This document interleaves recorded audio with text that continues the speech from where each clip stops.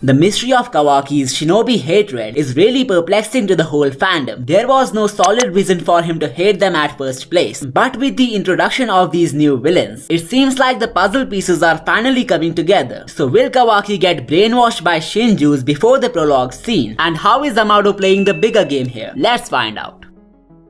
Kishimoto has created one of the best new-gen rivalries with Boruto and Kawaki and their exchange of destinies. It's pretty amazing that how Boruto was the boring one before omnipotence and Kawaki was the interesting one. However, now that they have exchanged identities, the mysteries of Boruto's life have become way more interesting than the predictable past of Kawaki. The divine spell has switched every aspect of their life, including the captivating elements of fate and destiny. Even though Kawaki's life is not as interesting as his pre-time skip counterpart, there is one mystery of his life which surpasses every mystery that we have seen in the story so far. What made him hate the Shinobis at first place? We know he recognized them as weaklings who are destined to die early due to their lack of power. However, wiping out all of them only because they can't protect themselves doesn't make that much sense. Some other theories that I came up with back in the day include the chakra wielders being the source for Otsutsukis to identify an edible planet, and Kawaki sealing all of them to protect Earth from the alien race.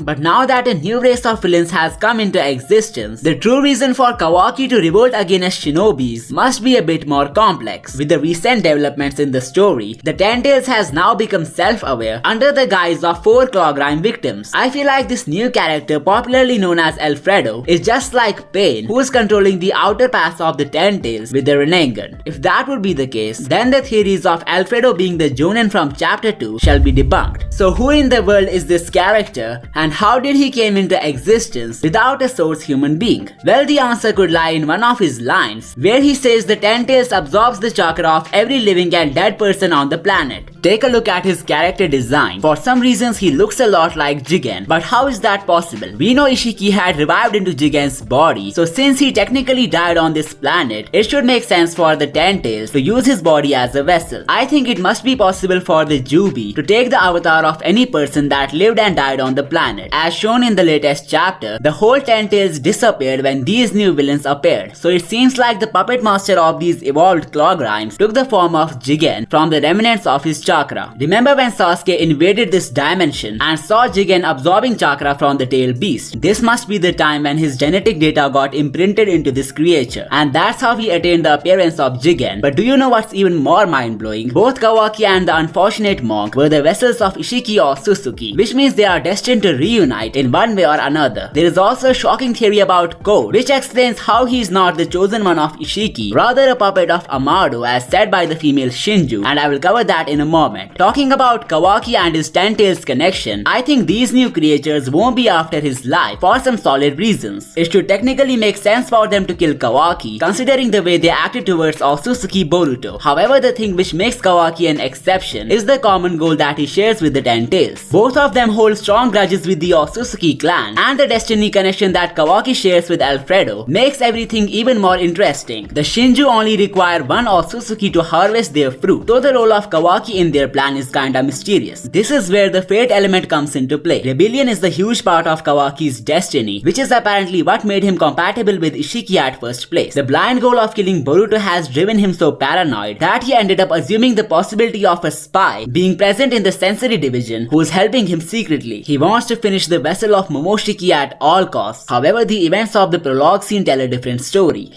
お前も7代目と同じところへ送ってやるよ。